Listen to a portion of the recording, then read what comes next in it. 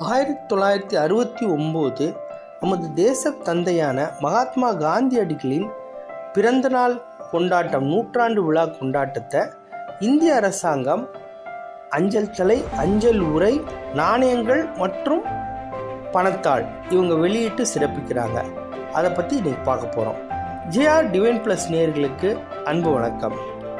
October திங்கள் 2ஆம் நாள் 1869 நமது தேசப்பிதாவான காந்தியடிகள் பிறக்கிறாரு.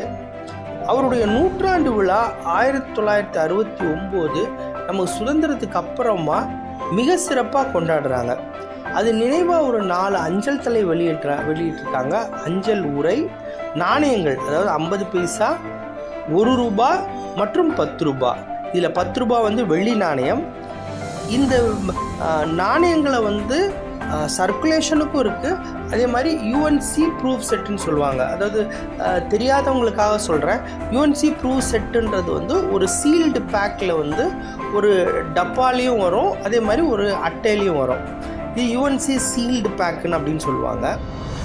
இது எல்லாமே வந்து ரிசர்வ் நம்ம இந்திய அரசாங்கத்தால் வெளியிடப்பட்ட நாணயங்கள்.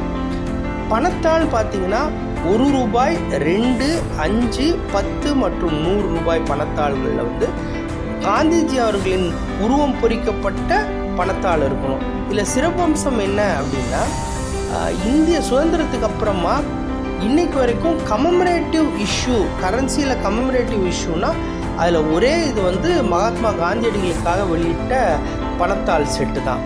இதை பற்றி எல்லா டீட்டெயில்ஸும் வந்து நீங்கள் இந்த வீடியோவில் பார்த்தீங்கன்னாவே கிளிப்பிங்ஸாக இருக்கும்.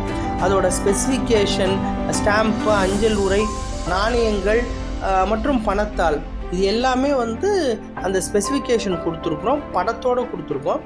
இது எல்லாமே நம்மகிட்ட அவைலபிளாக இருக்குது. இதை பற்றி மேலும் விவரங்கள் தெரியணும் அப்படின்னா தாராளமாக தொடர்பு கொள்ளலாம்.